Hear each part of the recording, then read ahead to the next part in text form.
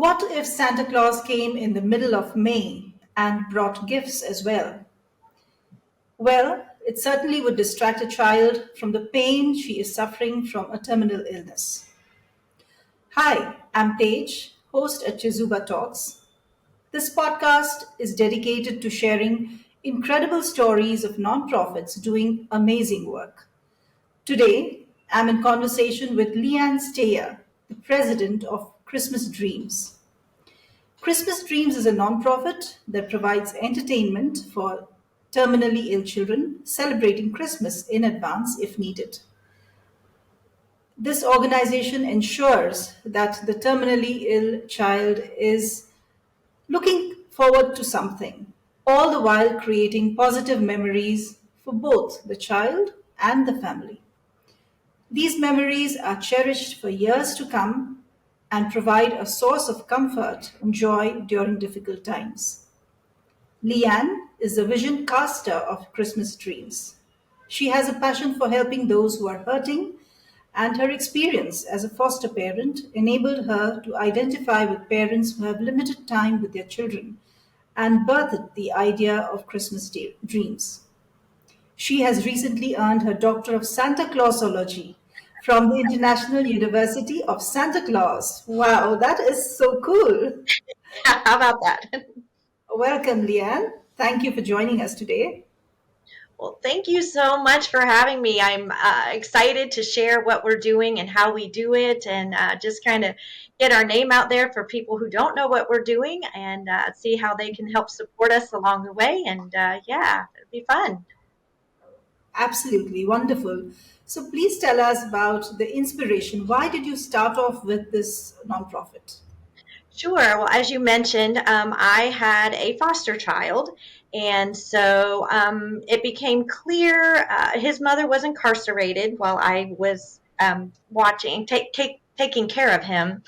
And so when she was about to get out of prison, I wasn't sure what she was doing. She had talked about trying to get him or how all that was going to work. And so my time, I understood, was very limited with him.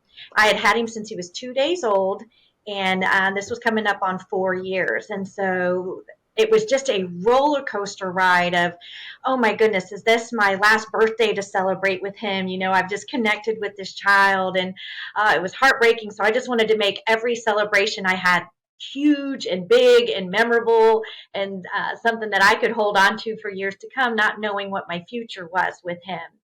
As it turned out, I ended up adopting him. And so it wasn't our last Christmas or last Easter or last birthday, but it just became apparent to me that I wasn't the only one who had this journey, that there were some families that this was their everyday struggle.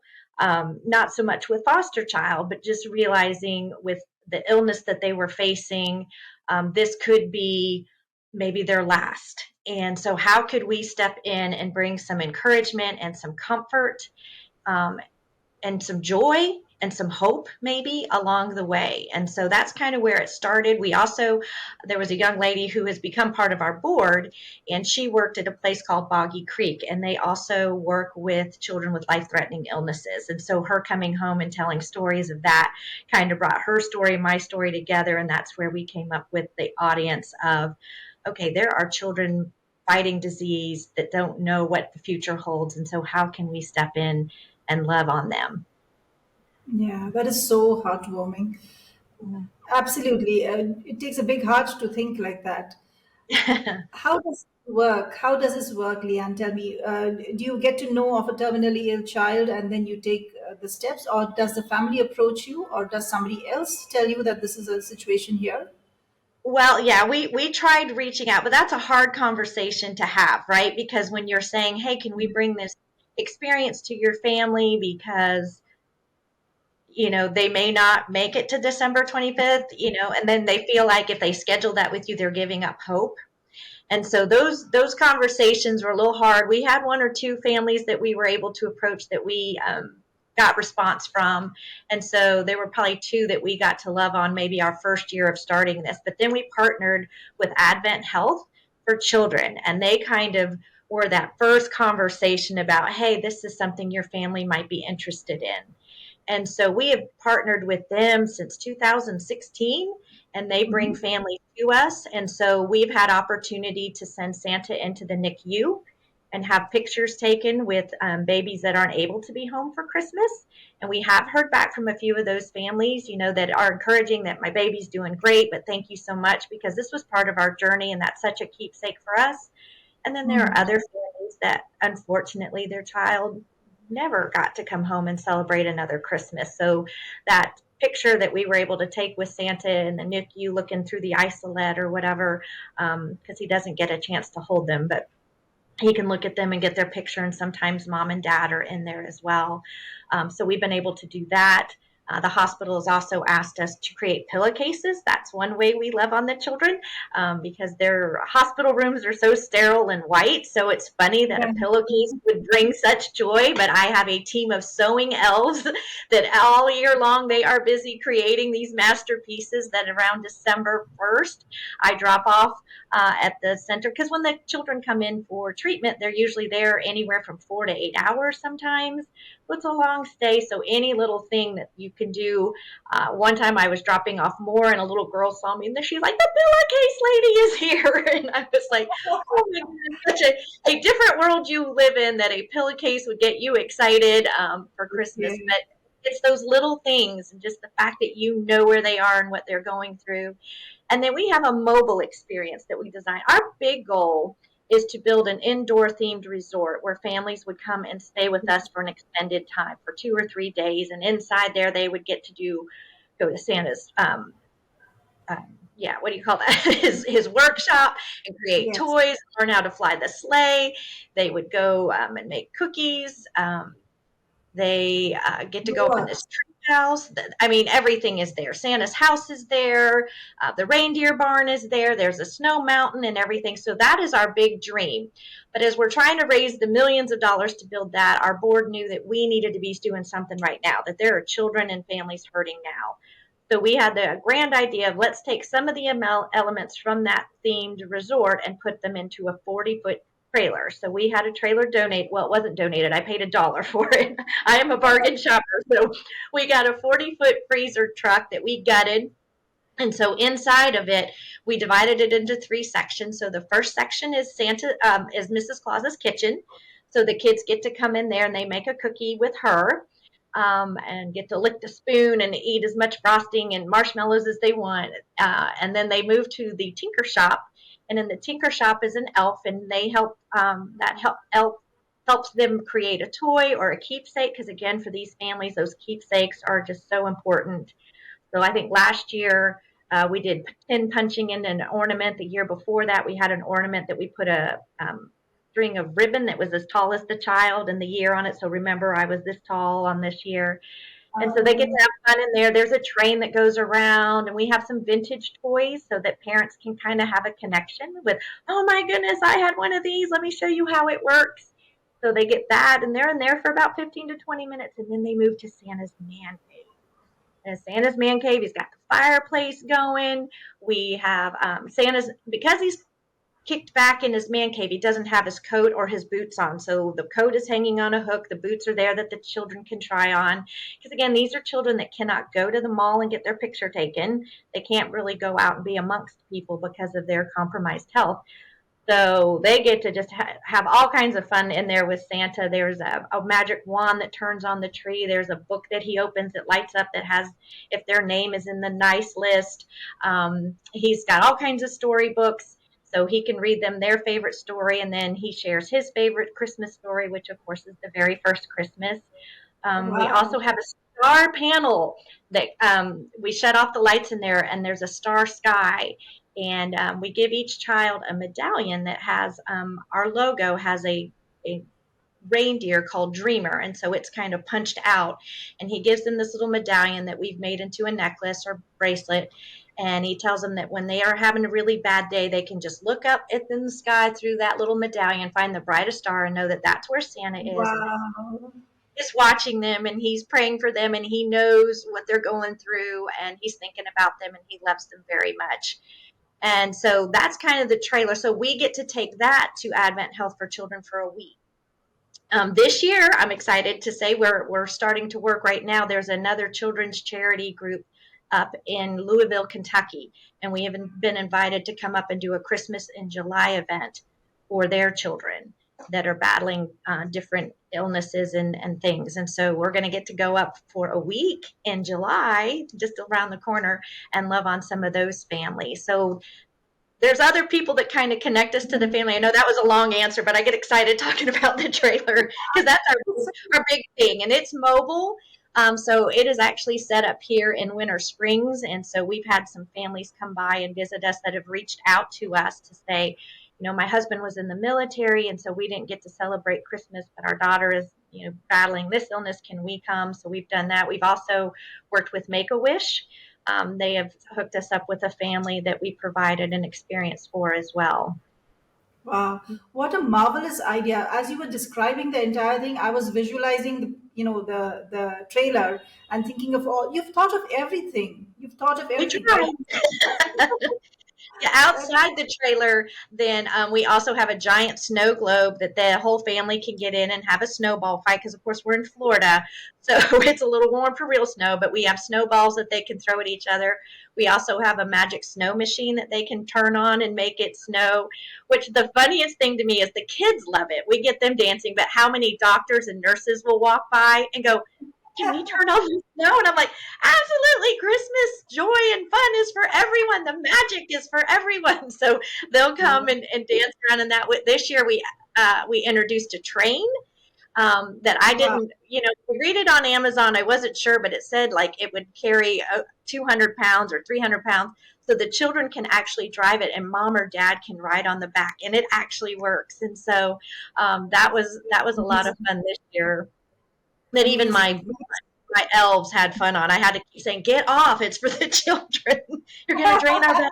Yeah, it makes me want to get onto that train. It makes me want to get onto Right. that train. It's beautiful. Yeah, wonderful, wonderful. Let's take a break to understand what Chezuba is.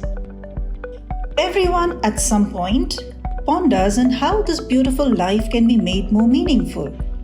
Maybe you're a leader trying to enhance your employees' experience at your organization.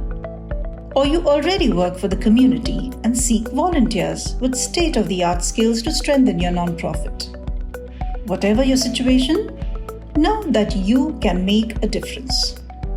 Chezuba began with this very vision, a vision to facilitate every skill and every passion in the world in meeting a social need. Corporate volunteering has several benefits for both businesses and organizations. In parallel, experienced and enthusiastic volunteers join NGO workers, enabling them to serve the community more effectively. Chezuba offers everyone looking to add purpose and meaning to their lives a chance to connect or volunteer virtually with nonprofit organizations from over 100 countries around the world. Visit www.chezuba.net and explore opportunities to find meaning. Chezuba, your platform to do good. And now, back with our guest. Leanne, what kind of support do you receive from the community, and how can any individual or any organization contribute to your success? That is a great question. Well, obviously, we are trying to raise money to build the resort and also pay now for this trip to Kentucky. So, going on and donating is a great way to do that. Also, just helping us get our name out there, brand awareness, like us, share us on all our social media. We're on Facebook and Instagram. So, if you can just start sharing, because you never know whose heart that will move in to be part of that. And then it's once a year right now. Once we open the themed resort, we'll do it multiple times, but we hold what we call ELF University. So there is a training that you need to go through if you're going to be with us on property at the hospital and interact with the children. You kind of need to understand our history and then our story of Santa that we are putting forth and making sure all of our answers are the same. We have a good amount of how you deal with difficult questions, but so yeah, there's a training that you can go to if you're interested in volunteering with us, and that usually happens Okay. around September. And then we take again, it's a small crew, so we don't need a ton of volunteers right now. actually be on property Yeah. at the hospital. But Any again, virtual if we get volunteers? more and more venues that we can go, and then we'll expand that, because again, and we are looking to expand virtual experiences right now as well, realizing not everybody can get to us here in Florida. So if there is a child in, let's say, Maine or South Dakota who wants an experience with us, how can we make that happen? So we're dreaming that right now to see. Also, if you have sewing skills, again, we need over 500 pillowcases a year, so you can make those and send them to us, or send us gift cards for Joanne so we can buy fabric to make that. We would appreciate that as well. Wonderful. I wish you luck in all that support you require. Last but not the least, I read about the story on your website. Could you just tell us Emily's story? Yeah, Emily was one of the first children that we really got to do an experience. That was even before the trailer was created. I got a call from Advent Health saying we have a girl who's 12 years old who's been recently diagnosed with cancer. And her dad is working several jobs, but her mom's had to quit her job to support and be there for her and get her to all of her doctor's appointments. So they ended up losing their house and they were living in a car. So the hospital reached out to us to see if we could help provide Christmas for them. So I found somebody who paid to put them in in a hotel for a week, the week of Christmas, and so we covered that. And then we went in when she was at the hospital for treatment. We had a team that snuck in and decorated the room, put all kinds of stuff in a Christmas tree, and tried to make it look as festive as possible. And I heard from the child life specialist, she kept going, when are they coming? When are they coming? Because she had heard something was going to happen. So we went in and we snuck in and we decorated. And then on Christmas Eve, we snuck back in and we delivered presents and brought food for the family for their Christmas Eve dinner and Christmas Day. And so we heard back a little bit about how appreciative they were and everything, but then I think it was maybe a month later, I'm not sure I have that timeline right, but sometime after that, then we got the call that Emily had lost her battle with cancer. And so Yeah. one of the things that I'm very passionate about is anybody that we interact with, if we, can find out when services are, that we will attend. And so myself and one of our other board members went. And of course, this is the first time I'm doing anything like this for somebody I've never met, because we kept sneaking in the room when they were gone. So, but we figured they would not have a lot of family support since they were living in their car. So we showed up not really knowing what we were going to say or do or how you do that. And, it was a tough day, I will say. And at the end of the service, we decided, mom was probably looking at us like, who are you? So I just kind of went up and introduced myself. And I said, my name is LeAnn and I'm with Christmas Dreams. And before I could say anything else, she had just exploded in this, joy and gave me a big hug. And I'm sorry, it gets to me still. Thank you so much, that you really did make Emily's last Christmas so very special, not only for her, but for us. And so that wasn't the reaction I thought I was going to get from her in her deep time of loss, which just again showed me um, what a special moment that we are invited into. And the hardest times for some of these families, and I mean, we have stories of NICU as well, where you just realize, what an honor it is for them to invite us in, to let us be part of the hurt and healing with them, and to not take that lightly, and to understand, like, it's great that in this moment, I tell my volunteers all the time, we can't do anything about what's happened to them before, we can't do anything about, no control over what's going to happen with them in the future, but we have this moment right here. And so how can we make this moment the best moment, where they can forget for a moment that they're sick, where they can forget all the nightmare. That's where Christmas Dreams came from. Let's forget the nightmare that we live every day, and how can we grasp onto a dream for just a moment. And I mean, we hear that comment from parents so many times. It's so great just to see them be a kid for once, and just laughing and playing and throwing snowballs or dancing in the snow and having those special hugs and time with Santa and Mrs. Claus is, I think it's part of the healing process as well. It does bring hope and healing. But again, sometimes when they lose that battle, still the family can cherish the moment that we provided. That's wonderful, wonderful. Thank you so much for joining us today, Leanne. It was amazing listening to your story. Well, thank you so much for having me and allowing me to share my dream and my passion with your listeners. I appreciate it. It is beautiful, and I wish you all the good wishes and all the support that you can garner. And I wish through this podcast, I spread the word of Christmas dreams, bringing joy and comfort to terminally ill children and their families. Uh, I wish you that you continue to support such initiatives and make. I'm sure you are making, and I want you to continue to make significant positive impact in the lives of these children. Thank you very much. Thank you. And Merry Christmas. Merry Christmas.